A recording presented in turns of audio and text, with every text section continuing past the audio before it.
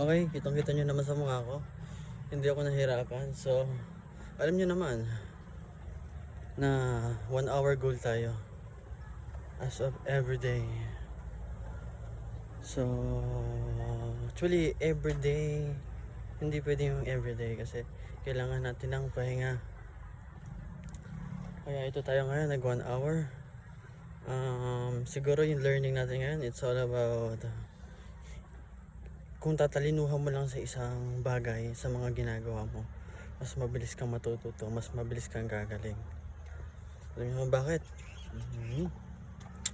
Kapag gumagawa ka ng isang bagay na paulit-ulit, tandaan mo, nahihirapan ka dito at napakatagal na hindi ka pa rin natututo. Baka may mali na sa sistema mo. Kaya tayong mga tao, kailangan natin i-remind yung sarili natin na maging matalino. Paano maging matalino? So, alamin mo kung ano yung mga mali mo.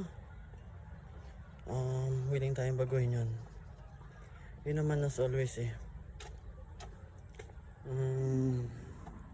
Siguro yung ano.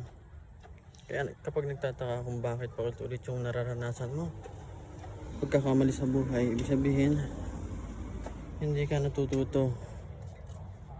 Kaya, galingan mo.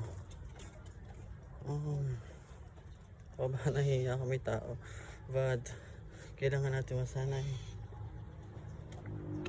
So ayun, dito tayo.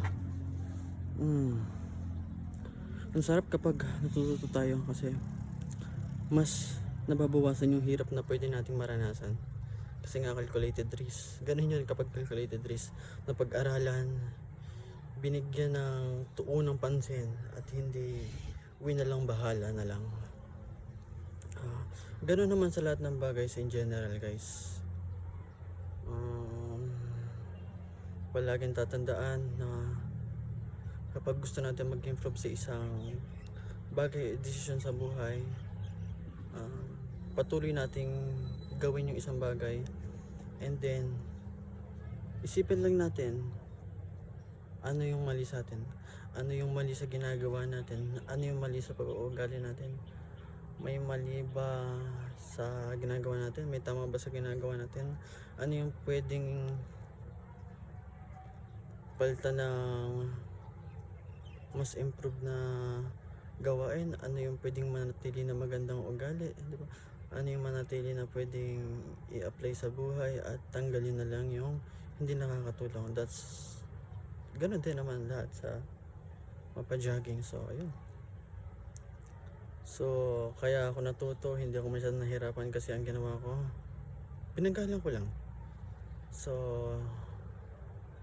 humaba ng oras na, I think, 5 minutes yung takbo ko sa 1 hour. So, 1 hour and 5 minutes plus, pero hindi naman tayo masyadong tumigil kasi nga hindi tayo masyadong hinihingal.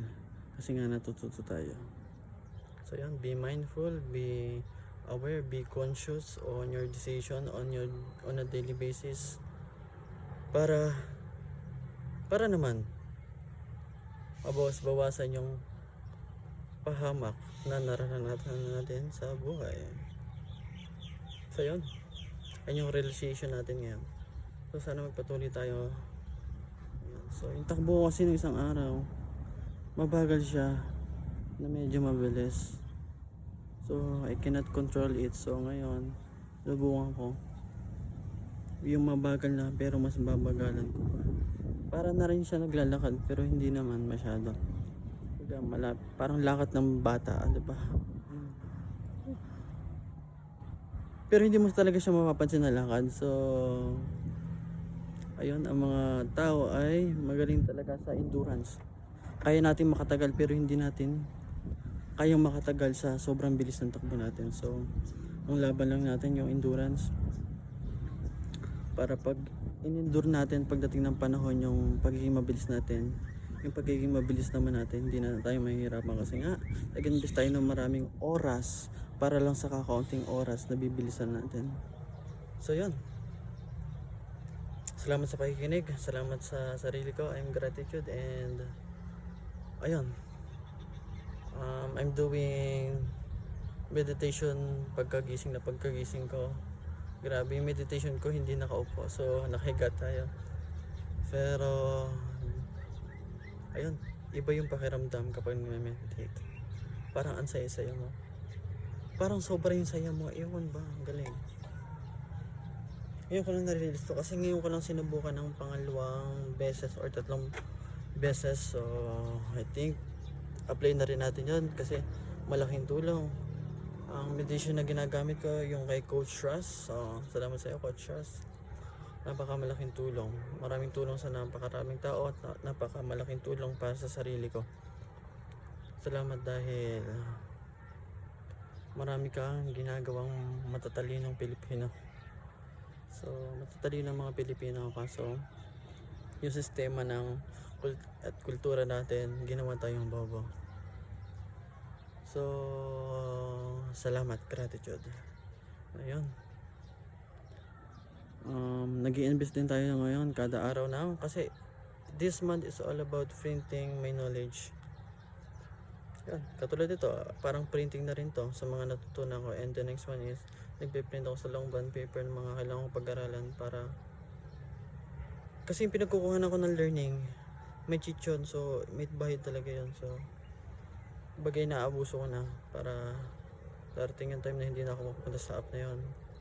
And then kasi meron na tayong papel na pwedeng basahin at lagyan ng sulat-sulat, highlight, pag-aralan, and then i-apply sa buhay.